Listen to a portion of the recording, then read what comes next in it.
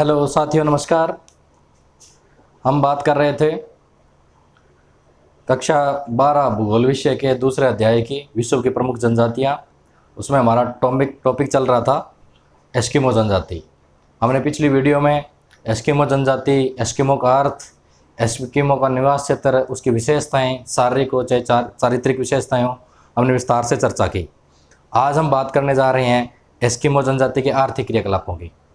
किसकी? एस्किमो जनजाति के आर्थिक क्रियाकलापों की। तो आर्थिक क्रियाकलापों में हम 5 चीज़ें शामिल कर रहे हैं। नंबर 1, आखेट, यानी कि जो एस्किमो जनजाति है वो बर्फीले एरियो में, टुंडा प्रदेशों में रहती है। वो करती क्या है, उसका व्यवसाय क्या है, यानी कि उसका व्यवसाय आखेट करना। दूसरा, हम बात करेंगे भोजन की।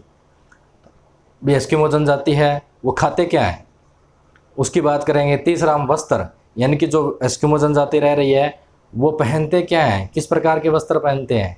चौथा, हम बात करते हैं निवास गृह की, भी वो रहते किस प्रकार के घरों में हैं। और पांचवा, हम बात करेंगे यंत्र एवं उपकरण की, वे कौन कौन से यंत्र प्रयोग में लाते हैं। देखिए, हम यहाँ शुरुआत करते हैं पहले आखेट से। आखेट करने से पहले हम बात करेंगे यंत्र एवं उपकरण की, क्योंकि आखेट जिसके माध्यम से किया जाता है, आखेट जिन उपकरणों के सहारे किया जाता है वो क्या है, यंत्र एवं उपकरण है। तो आइए हम यहाँ से शुरुआत करते हैं। यंत्र एवं, हम एक एक क्वेश्चन, चाहे 1 नंबर का हो चाहे 2 नंबर का, उसको लेके हुए चल देंगे। इसमें आपको कोई परेशानी नहीं होगी, विस्तार से हम चर्चा करेंगे। देखिए, यंत्र एवं उपकरण।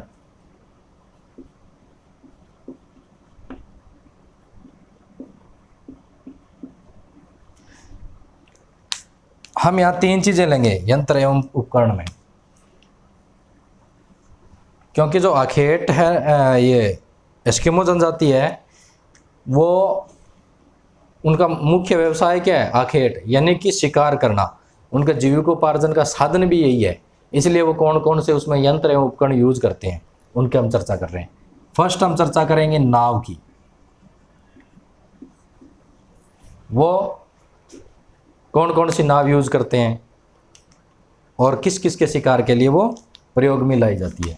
दूसरी, हम बात करेंगे इनके हथियार की।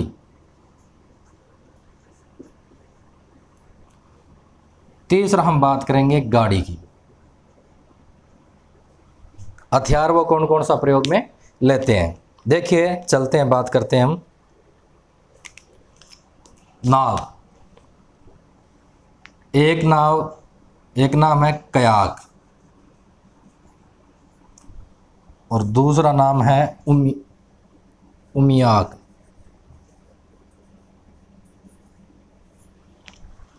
कयाक एवं उमियाक, यहाँ हम इनके विस्तार से बात करें तो जो एस्किमो जनजाति है वो कयाक नाम की जो नाव है वो किसके शिकार के लिए यूज की जाती है। कयाक नाव ये सील मछली के शिकार हेतु प्रयोग में लेते हैं। किसके शिकार हेतु? सील मछली के शिकार हेतु। अब ये बनी किसकी होती है? ये चमड़े की बनी होती है।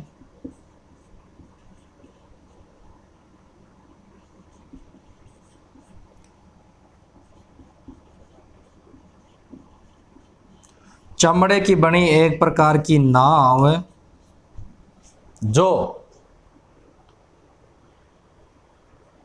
5 मीटर लंबी और 1.5 मीटर चौड़ी होती है।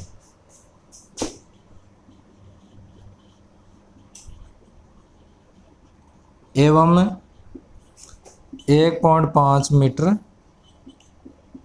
चौड़ी होती है।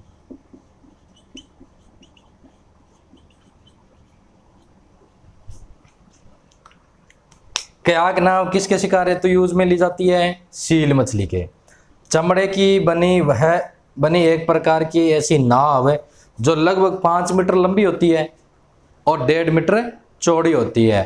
ठीक है, वो क्या कहलाती है? कयाक कहलाती है। 1 नंबर का क्वेश्चन सीधा आ सकता है, कयाक क्या है। तो बेटा इन शब्दों पे ध्यान देना है भी हमें क्या समझ रहे हैं। दूसरा करेंगे हम बात उमियाक की। कयाक की बात कर रहे थे, सील मछली। दूसरी चमड़े की बनी है, ठीक है, किससे बनी है? चमड़े की। 5 मीटर लंबी है और 1.5 मीटर चौड़ी है। बस समझ में आया। अब हम बात करते हैं उमियाक की। उमियाक नाव, यह नाव, अब ये सील मछली की शिकार के लिए ये यूज कर रहे हैं, तो ये कौन सी मछली की शिकार के लिए यूज कर रहे हैं? तो हम बात कर रहे हैं उमियाक व्हेल मछली की शिकार के लिए प्रयोग में लेते हैं। कौन सी मछली? व्हेल मछली। अब ये एक प्रकार की जो बड़ी नाव है, ये कौन सी नाव है?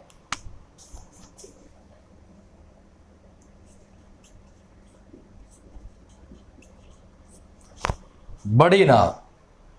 उमियाक क्या है? एक प्रकार की बड़ी नाव जो व्हेल मछली के शिकार हेतु प्रयोग में ली जाती है, उसे क्या कहते हैं? उमियाक कहते हैं। व्हेल मछली के शिकार हेतु प्रयोग में ली जाती है। एक प्रकार की बड़ी नाव जो व्हेल मछली के शिकार हेतु प्रयोग में ली जाती है, उसे कहते हैं उमियाक। तो बेटा आपके समझ में आ गया होगा, यंत्र एवं उपकरण में हमने 3 चीजें ली थी। पहला नाव, दूसरा हथियार और गाड़ी। हमने नाव की चर्चा कर ली। नाव कितने प्रकार की बताई? यहाँ 2 प्रकार की, एक कयाक और एक उमियाक। कयाक सील मछली के शिकार हेतु, उमियाक व्हेल मछली के शिकार हेतु। ठीक है, ये समझ में आ गया आपके। अब हम बात करते हैं हथियारों की। किसकी? हथियार की। ये हथियार हार्पून नाम का एक हथियार यूज करते हैं। क्या यूज करते हैं? हार्पून नाम का एक हथियार ये प्रयोग में लेते हैं। अब ये हार्पून नाम का जो हथियार है, ये किसके शिकार हेतु प्रयोग में लिया जाता है? ये सील मछली के शिकार हेतु। किसके शिकार हेतु प्रयोग में लिया जाता है? सील मछली के शिकार के लिए ये प्रयोग में लेते हैं। तो अब हम क्या कहेंगे?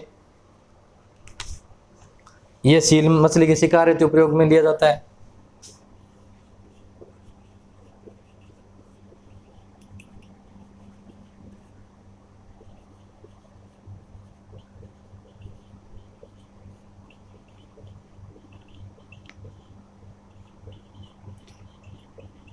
सील मछली के शिकार के लिए प्रयुक्त 1.2 मीटर से 1.5 मीटर लंबा भाला युक्त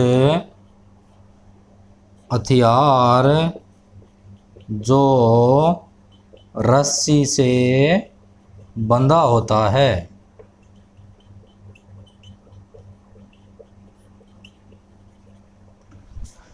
हार्पून, सील मछली के शिकार के लिए प्रयुक्त 1.2 मीटर से 1.5 मीटर लंबा भाला युक्त हथियार जो रस्सी से बंधा होता है, उसे क्या कहते हैं?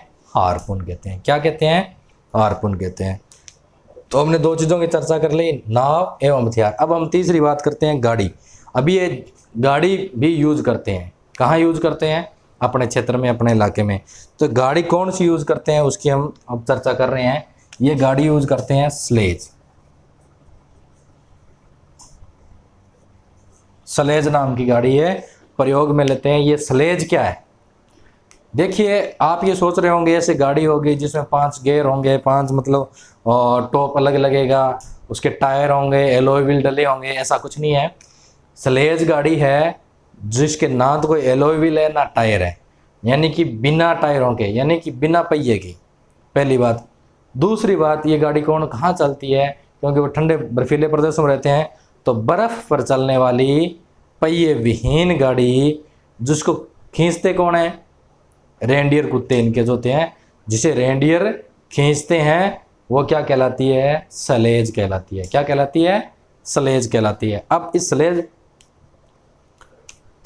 बनी किसकी होती है?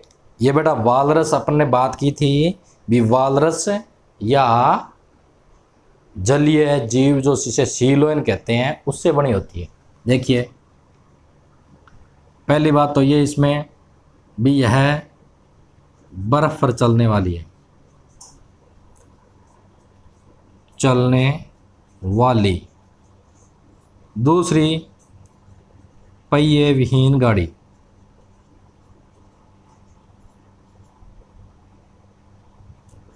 गाड़ी। तीसरी हम बात करें तो रेंडियर खींचते हैं,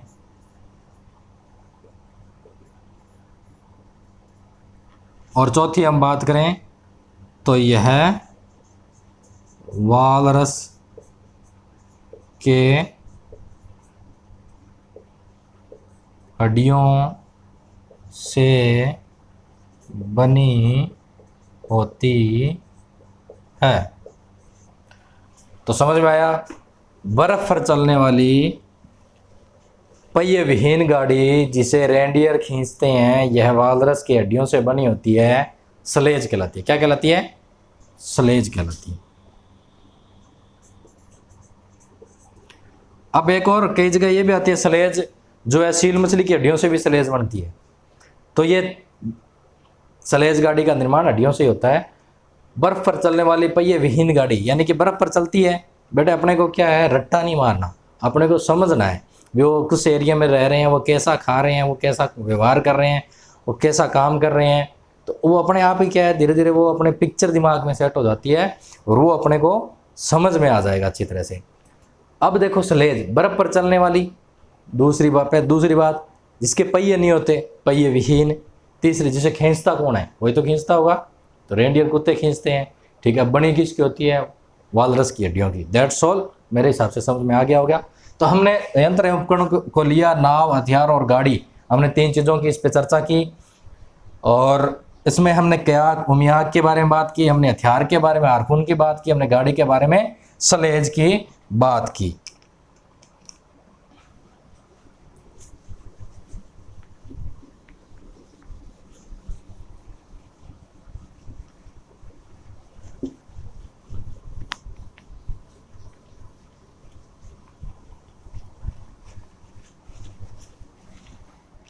देखिए अब हम बात करेंगे आखेट की। आखेट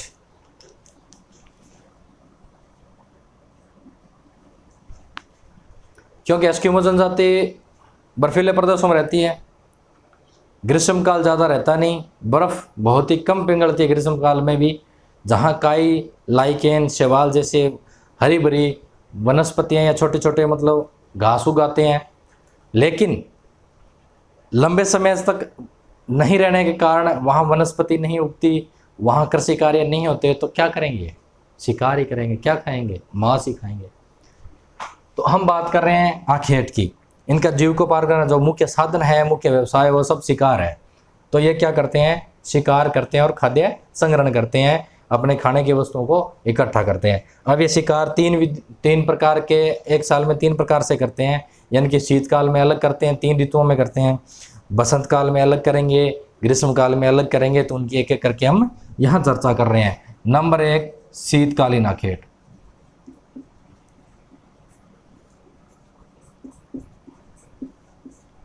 देखिए शीतकालीन आखेट शीतकाल में किया जाता है, कन्फर्म है।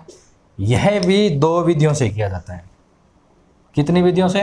नंबर 1, माऊपाक।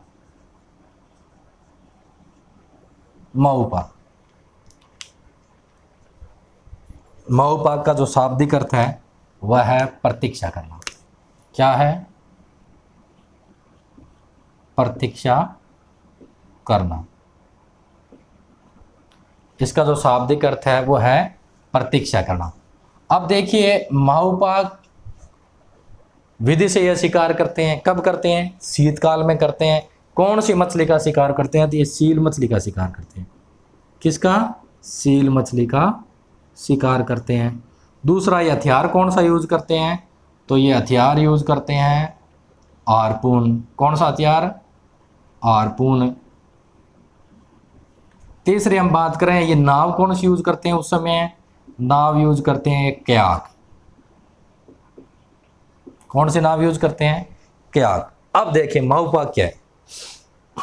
अब हम बात करें यहाँ, माऊपाक क्या है?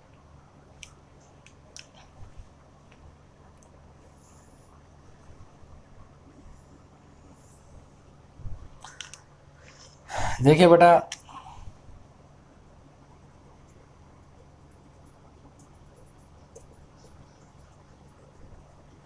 ये क्या है, स्थलीय पार्ट है, ये स्थलीय पार्ट है, ये क्या है, जलीय पार्ट है। ये क्या, आसपास के जो अपने समुद्री एरिया है, समुद्री जो क्षेत्र है, वहाँ क्या करते हैं, ये जाते हैं शिकार के लिए। अब जैसे ये जो समुद्र वाला एरिया है, अत्यधिक ठंड होने के कारण, शीतकाल है, ठंड तो बहुत ज़्यादा होगी, अत्यधिक ठंड होने के कारण है जो ये ऊपर की लेयर है, ये ऊपर की लेयर, पानी के ऊपर की जो लेयर है, ये बर्फ से ढक जाती है। क्या ढक जाती है, बर्फ से ढक जाती है। और नीचे जो जल है वो जल के रूप में भी रहता है। इसलिए इसमें जो पाए जाने वाले जीव हैं, कौन से जीव, जैसे सील मछली वगैरह है, तो वो क्या करते हैं, जब ऊपर बर्फ जम गई तो वो क्या करते हैं भी, जहाँ उन्हें या तो कोई छिद्र बनाते हैं, जैसे ये छिद्र बना लिया, ये छिद्र बना लिया, या फिर एस्किमो जो लोग हैं वो इस छिद्र का निर्माण करते हैं, ताकि ये जब मछली श्वास लेने के लिए उस छिद्र पर के पास आती है तो उनका शिकार कर सके। तो अब जैसे ऊपर बर्फ़ जम गई, उसकी चादर जमी हुई है, तो उनको सांस यानी कि ऑक्सीजन तो चाहिए लेने के लिए। अब ऑक्सीजन चाहिए तो वो क्या करेगी, इस बर्फ़ में से या तो सुराग निकालेगी, या ये एस्किमो शिकार के लिए पहले से सुराग निकाल देते हैं ताकि वो मछली यहाँ आए और हम शिकार कर पाएँ। अब इसमें क्या होता है, माओपाक विधि में, मैं आपको दोबारा फिर से समझा रहा हूँ। माओपाक विधि में ये होता है भी, एक छिद्र होता है इसमें बर्फ के ऊपर, ये क्या करते हैं, सील मछली का शिकार करते हैं, हार्पून साथ में लियर कयाक नाव पर बैठकर यहाँ चले जाते हैं, और वहाँ इनको या तो छिद्र मिल जाता है या छिद्र बना देते हैं। और छिद्र बनाने के बाद में जैसे इन्होंने बना दिया, उसमें एक हड्डी की छड़ी डाल देते हैं। क्या डाल देते हैं, हड्डी की छड़ी। अब हड्डी की छड़ी डाल दी, अब जैसे मछली यहाँ आई, ठीक है, अब ये आई तो ये हड्डी की छड़ी है ना हिलेगी, जैसे हिलती है तो इनको पता चल जाता है, ये प्रतीक्षा में बैठे रहते हैं। इसलिए तो माओपाक को क्या कहते हैं, प्रतीक्षा करना, प्रतीक्षा में बैठे रहते हैं। जैसे हिली, हिलते ही क्या है, इनको पता चल गया भी हाँ जी शिकार आ गया, जैसे उसके ऊपर भाले का, इसका हार्पून का प्रहार करते हैं, और वो जैसे उसके मुंह के अंदर यहाँ बैठ जाता है, और उस भाले में मैंने कहा था ना रस्सी युक्त रस्सी लगी होती है, उससे फिर वापस उसको खींच लिया जाता है, और ये इस प्रकार से इनका शिकार किया जाता था। एक छिद्र से जो शिकार करने की विधि है इनकी, वो माओपाक है। एक व्यक्ति एक छिद्र से ऐसे शिकार करता है। सील मछली का हथियार हार्पून लेके नाव के आग से एक छिद्र से एक मछली का ये शिकार, एक व्यक्ति एक छिद्र से शिकार करते हैं। तो ये हो गया माओपाक विधि। कितने छिद्र होते हैं, एक व्यक्ति और एक छिद्र, एक हड्डी की छड़ी इसमें डालते हैं। दूसरी बेटा इसमें हम बात करें जो विधि है वो इतुरपाक। इतुरपाक पहली माओपाक, दूसरी इतुरपाक। इतुरपाक में क्या है, ये सारी चीजें सेम है। सील मछली का शिकार ये करते हैं, हथियार इनके पास हार्पून होता है, नाव इनके पास कयाक होती है, लेकिन व्यक्ति यहां दो होते हैं। क्या होते हैं, दो व्यक्ति। और यहां दूसरी बात, दो छिद्र होते हैं। क्या होते हैं, छिद्र दो होते हैं। अब देखो कैसे, ये मान लो सील मछली के शिकार है, तो हार्पून अपना हथियार लिया और नाव के आग ली, यहां आ गए बर्फ के ऊपर, ठीक है। दो व्यक्ति होते हैं, दो छिद्र होते हैं। जैसे ये दो छिद्र है, अब ये हटा दो, दो छिद्र है, एक तो ये वाला, एक ये वाला। एक छिद्र में ये क्या करते हैं, चारा डालते हैं। क्या करते हैं, चारा डालते हैं। मछलियों के खाने का जो चारा होता है वो एक छिद्र में से डालते हैं। अब वो देखते रहते हैं उस छिद्र में से, जैसे ही वो चारा खाने के लिए मछली आती है तो वो व्यक्ति, जो एक व्यक्ति तो क्या चारा डाल रहा है, दूसरा व्यक्ति हथियार लेके खड़ा है, तो वो जो चारा डाल रहा है वो संकेत कर देता है किसको, हथियार वाले को, जी आ गई। तो वो दूसरे छिद्र से उस पर वार करता है और उसका शिकार कर लिया जाता है। तो इतुरपाक विधि में दो व्यक्ति होते हैं, दो छिद्र होते हैं, उसमें चारा डाला जाता है, इसमें क्या होता है, एक व्यक्ति एक छिद्र और एक हड्डी की छड़ी होती है, हड्डी की छड़। तो आपको क्या है समझ में आ गया, मऊपाक में एक व्यक्ति होता है, एक छिद्र होता है, एक हड्डी की छड़ी उसमें डालते हैं। इतुरपाक में क्या, दो व्यक्ति होते हैं, दो छिद्र होते हैं और इसमें हड्डी की छड़ी ना होकर चारा डालते हैं। क्या डालते हैं, चारा डालते हैं। तो ये आपके दोनों विधियां मेरे ख्याल से समझ में आ गई होगी। शीतकाल आखेट की दो विधियां, मऊपाक और इतुरपाक। मऊपाक प्रतीक्षा करना, किसका शिकार करते हैं, सील मछली का। हथियार हार्पून होता है, नाव क्याक होती है, एक व्यक्ति होता है, एक छिद्र होता है, एक हड्डी की छड़ होती है। अब इतुरपाक में हम कहेंगे दो व्यक्ति होते हैं, दो छिद्र होते हैं, चारा डालते हैं, वही सील मछली का शिकार करते हैं, वही हार्पून इनके पास हथियार होता है, वही नाव इनके पास क्याक होती है। समझ में आ गया होगा। अब हम बेटा बात करते हैं दूसरी। वो दूसरी बात यह है बसंतकालीन।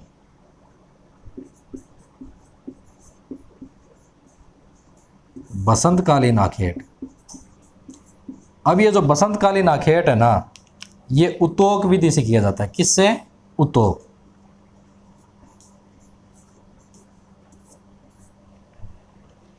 बसंत कब आता है, मार्च के महीने में। अब जैसे ही मार्च के महीने के आसपास बसंत आया तो ये क्या करते हैं, इनको पता है थोड़ी बहुत धूप भी निकलती है, तो जो मछलियाँ होती है, जो सील मछली होती है, वो श्वास लेने के लिए बाहर आती है और बाहर आने के बाद में वो धूप सेकने लग जाती है। तब ये क्या करते हैं, खुद तो जाते हैं, हार्पून हथियार लेके जाते हैं, क्याक इनके पास नाव होती है, लेकिन अपने साथ अपने सहयोगी के रूप में कुत्तों को और ले जाते हैं। अब जैसे ही कुत्तों को लेके गए तो सहयोग किसने किया, कुत्तों ने किया। इस प्रकार ये इस मछली का शिकार करते हैं। जैसे उतोक विधि में हम यहाँ फिर से मैं आपको बताना चाहूँगा, मार्च माह में जब सील मछली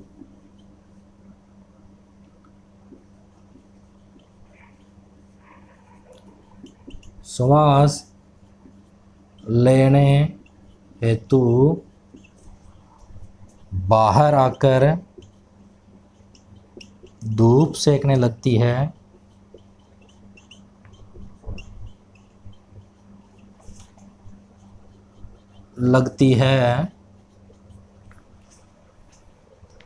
तब एस्किमो लोग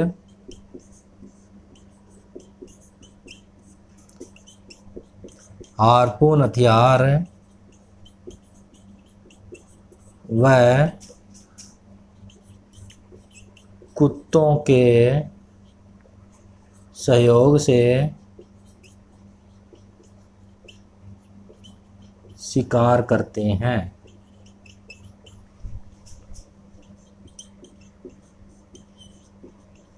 उसे क्या कहते हैं, बसंतकालीन आखेट यानी कि उतोक कहा जाता है। यानी कि जब सील मछली श्वास लेने के लिए बाहर आती है और बाहर आकर वो धूप उसको ठीक लगती है तो वो धूप सेकने लग जाती है, तब क्या करते हैं, ये अपने कुत्तों के सहायता से हार्पून हथियार से उसका शिकार करते हैं और उसमें क्याक नाव की नाव भी प्रयोग में लेते हैं। तो नाव कौन सी प्रयोग में हुई, यहाँ मार्च महीने में नाव भी क्याक।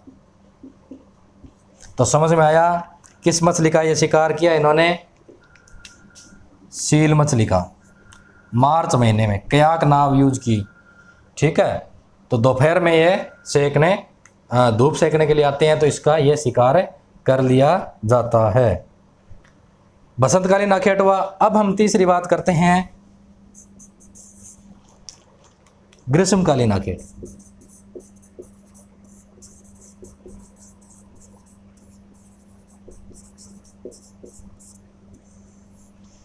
ग्रीष्मकालीन आखेट, ग्रीष्मकालीन आखेट में क्या किया जाता है, कैरिबो यानी कि बारहसिंगा।